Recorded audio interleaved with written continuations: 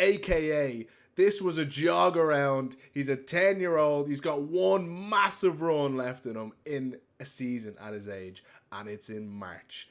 Gallop and the Shop wins the Gold Cup.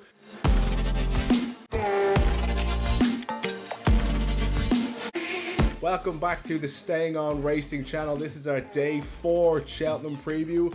We're going to go through all the action on the final day of the Cheltenham Festival, including the Triumph, the Mayor's Chase, the Gold Cup, the Albert Bartlett, and then maybe touch on some of the handicap fancies that we might have for the final day. Gareth, Ryan, welcome back. How are we all? Yeah, very good, mate. How are you?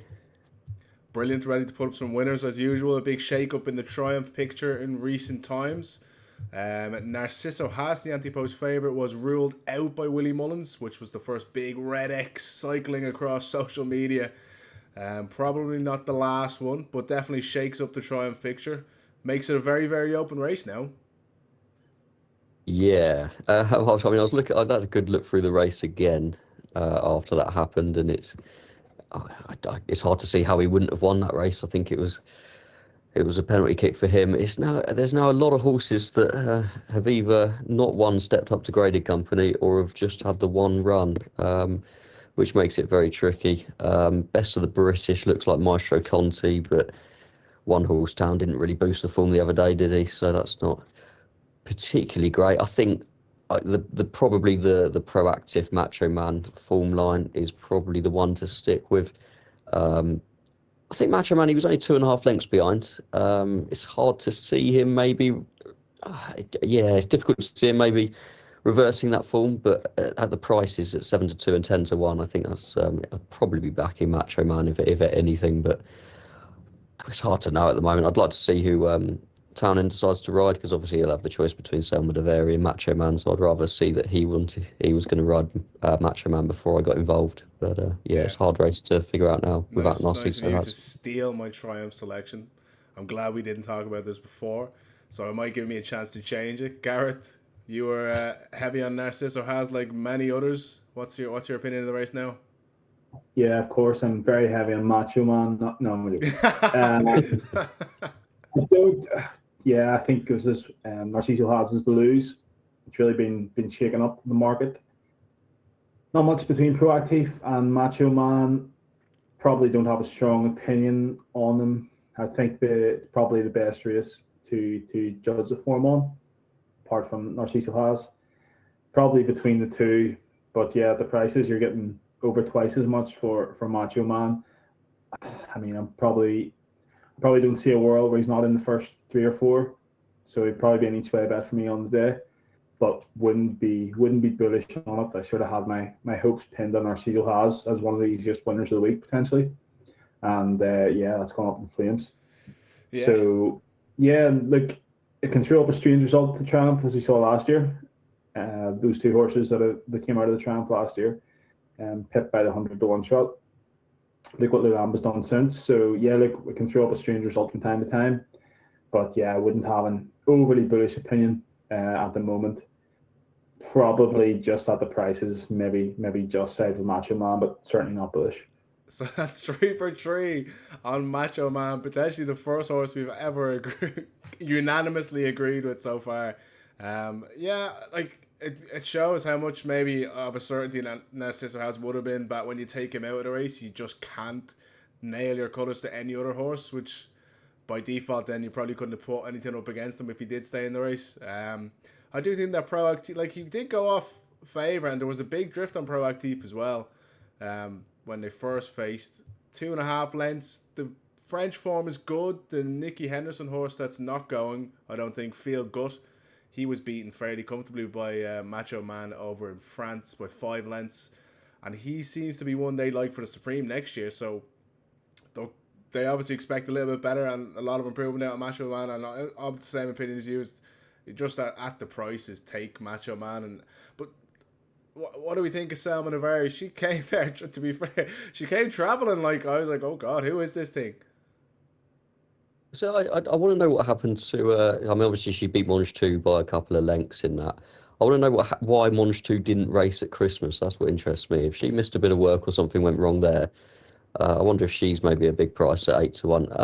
I mean, it's a great start from Salma Deveri, but I don't know. I'm not too convinced by her. She seemed to make a good move and then it all just cut out really. But I mean, maybe that was just because it was her first start and her first start for Willie. But wouldn't be for me at the price. I think that's remarkably short for a horse that was well put in her place.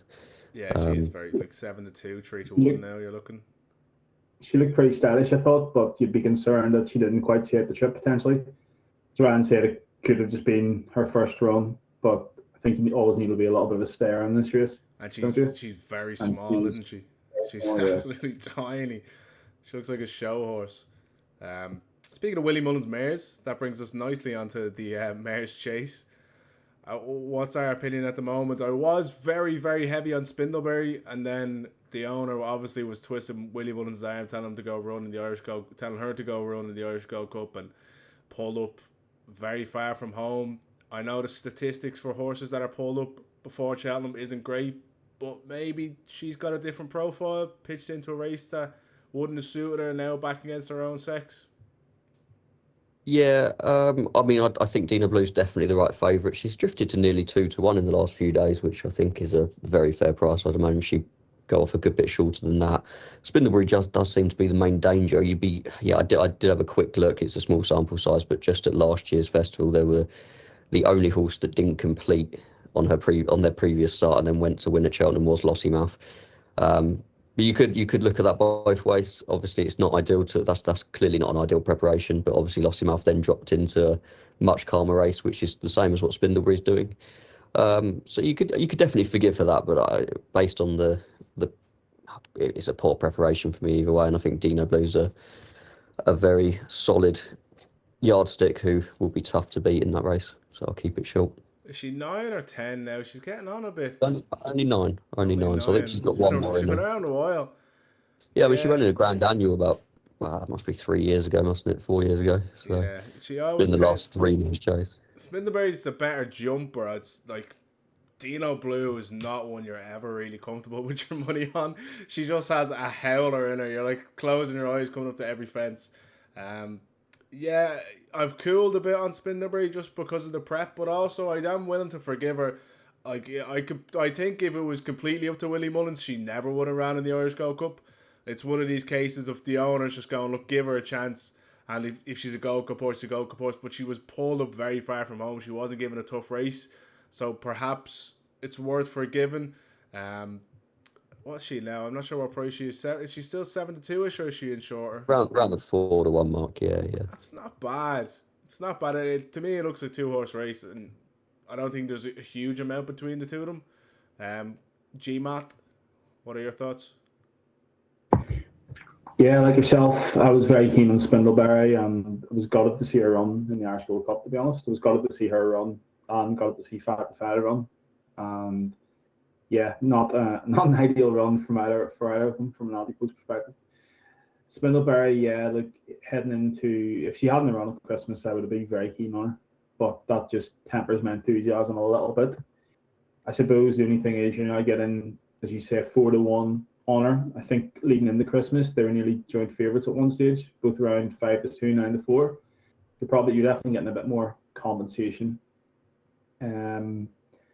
Yeah, I don't think there's an awful lot in this. My one opinion would be like I'm a big fan of Only by Night, but just not over this trip. I couldn't see her staying this trip in the ambulance. But yeah, Dino Blue was keen on her last year. I think she's got more on her plate this year. Spindleberry, to be honest. I know Allegory de Vassi was going to be second last year until she fell. We know how unlike that horse can be, so you don't even know if she was going to go in there or not. She's a real enigma. So yeah, I think Dino Blue has a solid opponent in Spindleberry. I probably would just give her that run at Christmas and hope that Dan would pull her up in time that she didn't have too hard a race. Yeah, it's like she was very good first run. Only by Night you mentioned there, she was very good the first run of the season. Beat champ Kylie, and then she was just never at the race. We've got Barry Connell on the show. Everyone beats champ Kylie. Actually, champ Kylie got a good shout out from the one and only Patrick Mullins as a horse he'd like to ride if Nick Rocket doesn't make it to the Grand National. But that's a discussion for another day. I suppose we'll move on to the Spud race, the Albert Bartlett Novice Hurdle, 3 mile. Big brute of a horse you need. Dr. Steinberg, does he fit the profile, Brian?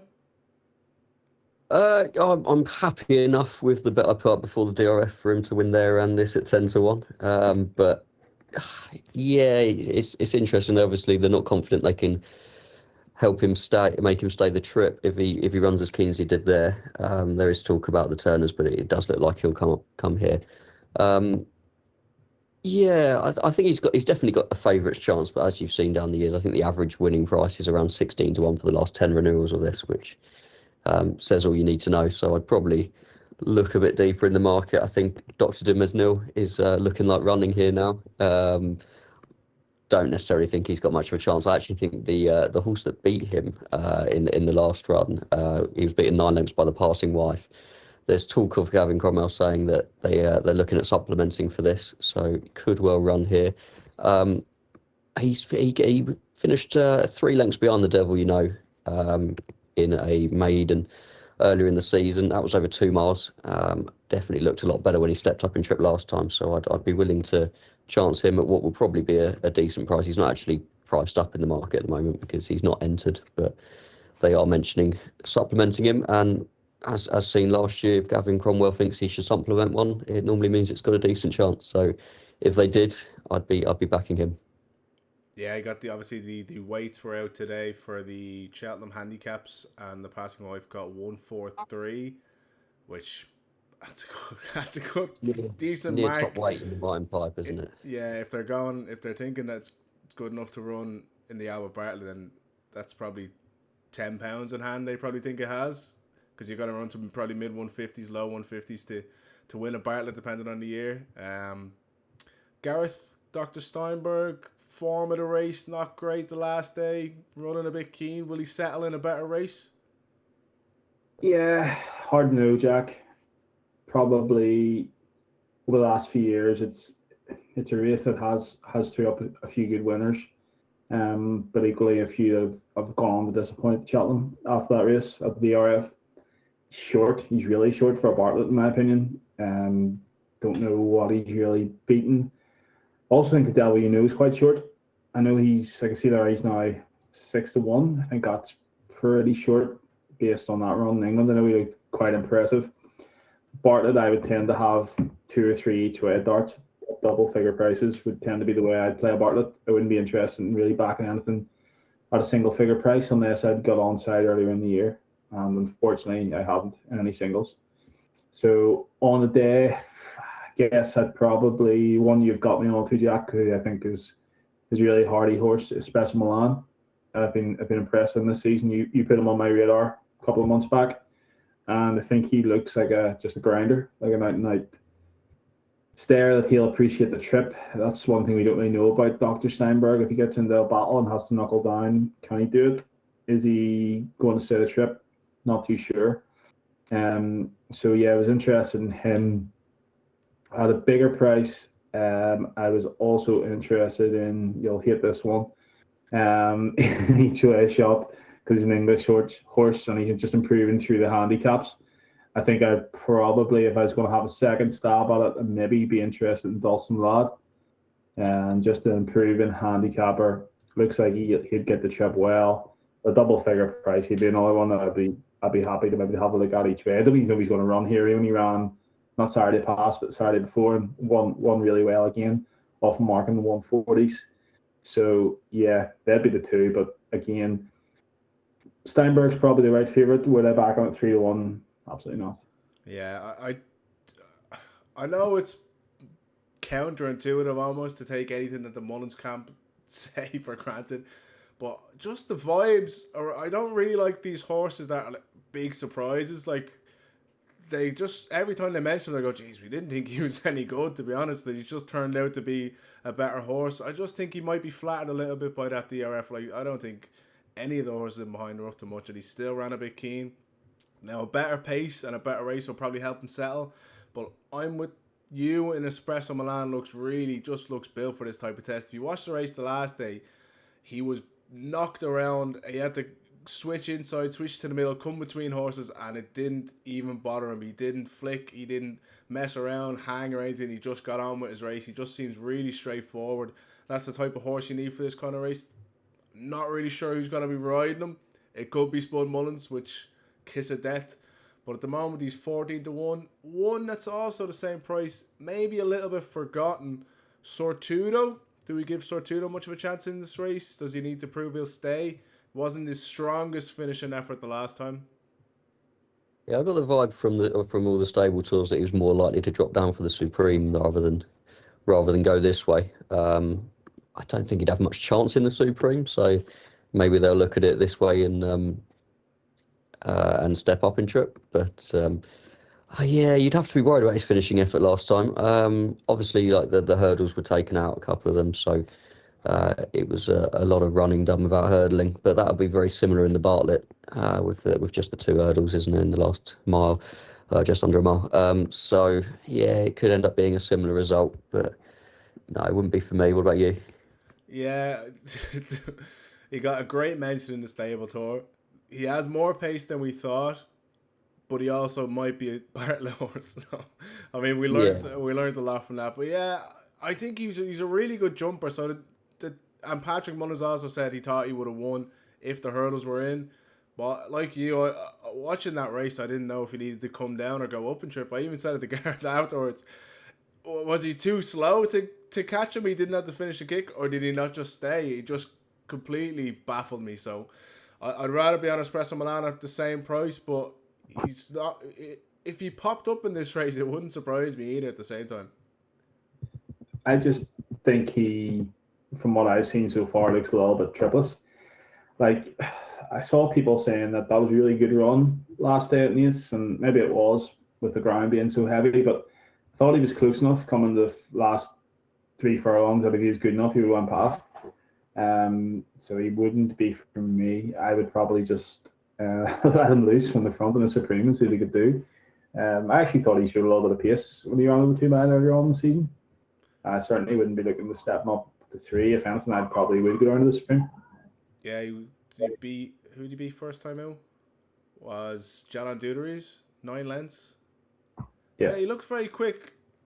Could he be sort of a sacrificial lamb maybe in the Supreme?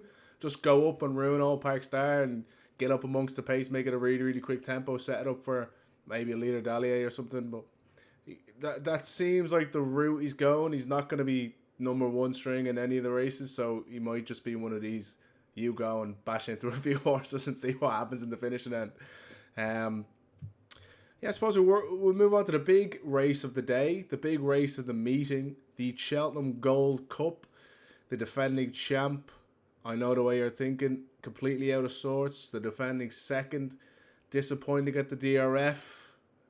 Where do you lie with this race? Who's going to come and take the crown? Fact of file, heavily backed in for the Ryanair this week. He's into clear favourite.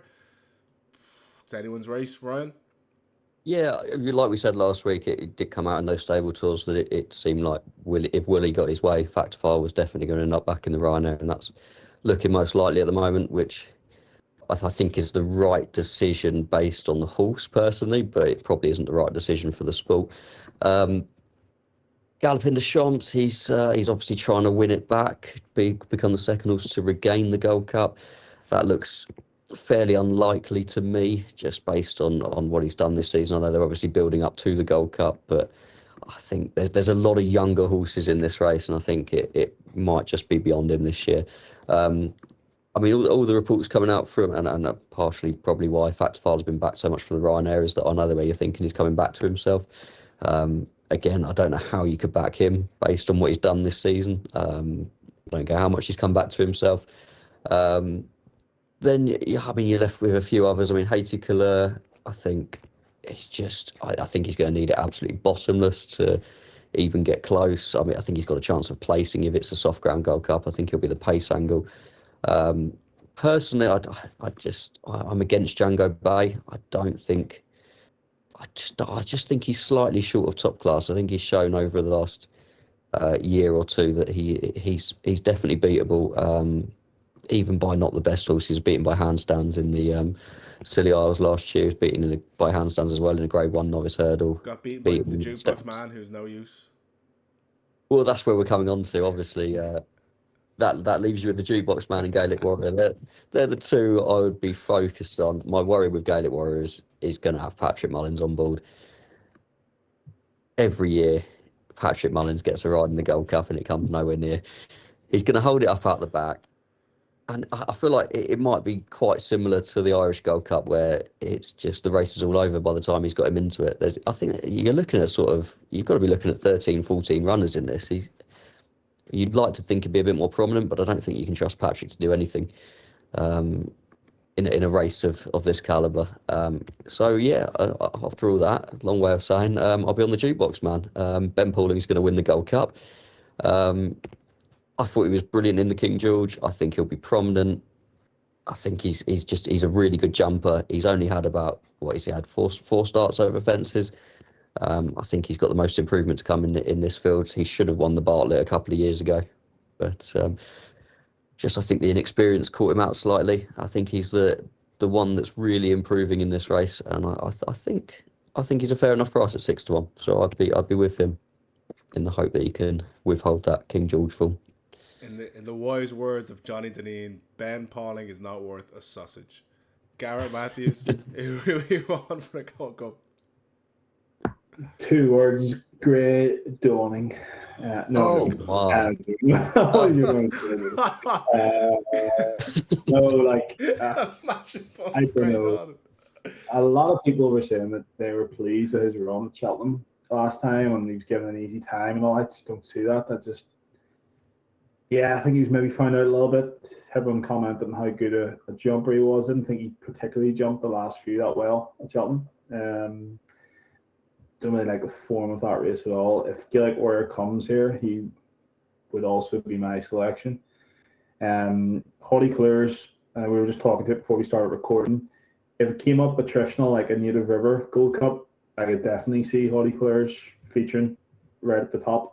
I think it's just a dire stare, and 3 mile 2 with that stiff finish and bottomless ground, I could see him right there. But if it's not, if it's soft or good to soft, I'd be keen on Gaelic Warrior. But just the same concerns as you guys. Just Patrick Mullins, didn't we give him a cracking ride? Was it around the entry last season? Yeah, the entry bowl.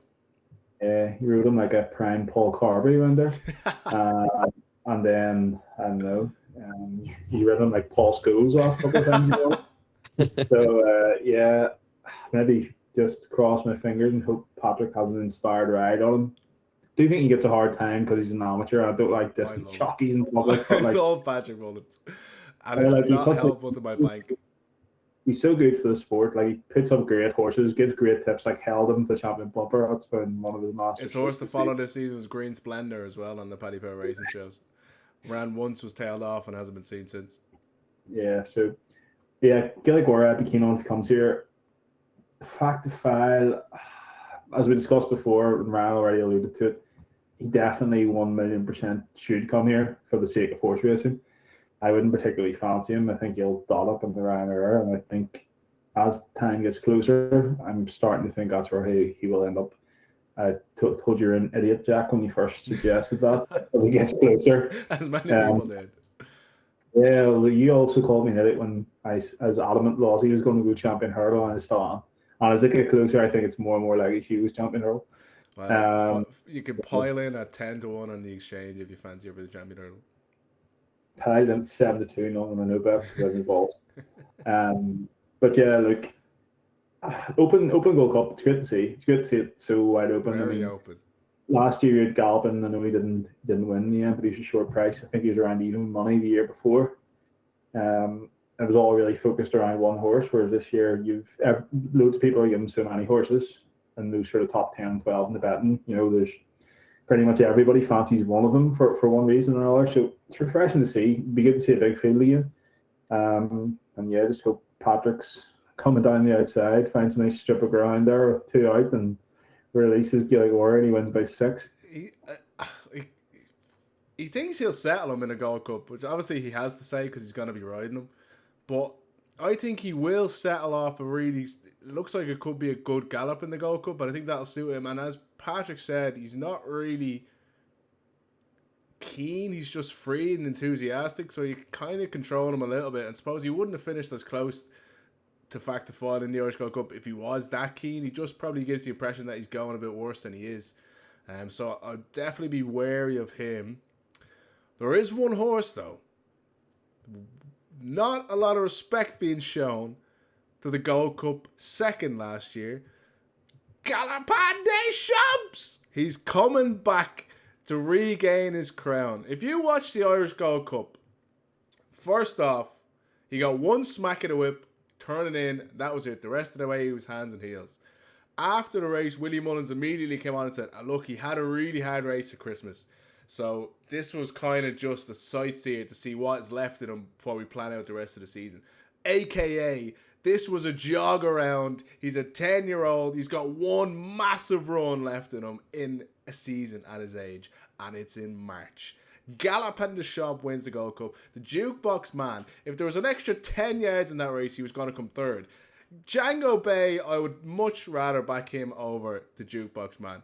If he was galloping all the way down the outside, if any horse is going to appreciate Cheltenham and the Cheltenham Hill, it'll be Django Bay, who actually did win at Cheltenham, unlike the Jukebox Man. Haiti Colors would win a Gold Cup if it was changed to a handicap and he was bottom weight. He's useless. Galopin des Champs defends his Gold Cup crown. Get on. 8-1. Well, one thing I would say is I know they're different owners, but I think if Fact the File does go Ryanair, I think it is a vote of confidence to Willie thinking that Galopin's going to run a big race. Taking one last start there, especially with Gaelic Warrior being in there too. So yeah, I think if Fact the File does go Ryanair and Willie splits him up, I think that's a vote of confidence for Galopin. Like I can see it happen. Everyone would love to see it happen, but just not for me. So Galopin des Champs for me. Who's your naps in those 4 races? We'll kind of just do Triumph, Mayor's Chase, Gold Cup, Bartlett. Who's your best bet from those 4 races? Gareth, I'll pick someone's name out. Any easier questions? I've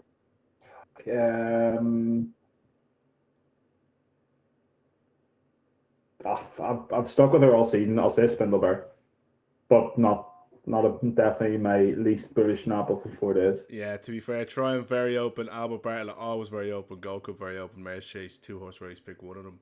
Ryan, are you about to do the opposite? Are you going to pick the other one? Pretty much, yeah. She's the most likely winner out of those races, isn't she? I'd say. So yeah, I'd stick with her. She wouldn't be my nap on the day, but she is the nap in those races, I suppose. I'm going to put up Galopin des Champs as my best bet in those 4 races. This horse cannot lose the Gold Cup. He will go off 4-7. I suppose we'll touch on some of the handicap fancies. There's one horse I do fancy for a handicap. I don't know which one he's going to go for yet. I know you like him as well, Ryan.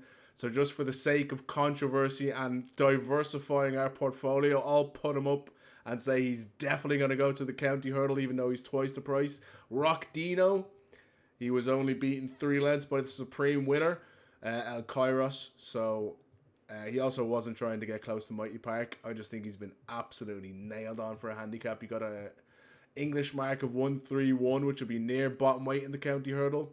I think Mercia is useless. So Danny Mullins on Rock Dino for the county hurdle, which is exactly where he'll go. Ryan, take it away. Yeah, I mean, I think Rock Dino will run in the Martin Pipe. I'm fairly confident of that. Well, as confident as you can be, I suppose. But I just think Willie's got several horses in the county, and he's not got a lot for the Martin Pipe. So I think he will be the one that goes there.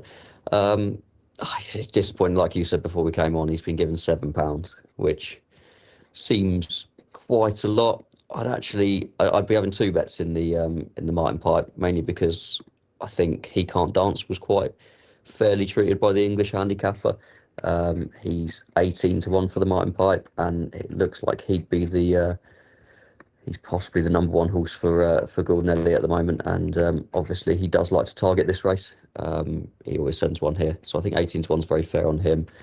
But yeah, no real opinion on the county. I mean, I think Willie Mullins has won it 3 of the last 4 years, and generally Paul is on the right one. So just wait for that really and get stuck into whatever he picks. I'm surprised you didn't mention the horse you put up as an each way angle for the Bartlett. And the Passing Wife, do you think it'll go here or the Carl Cup?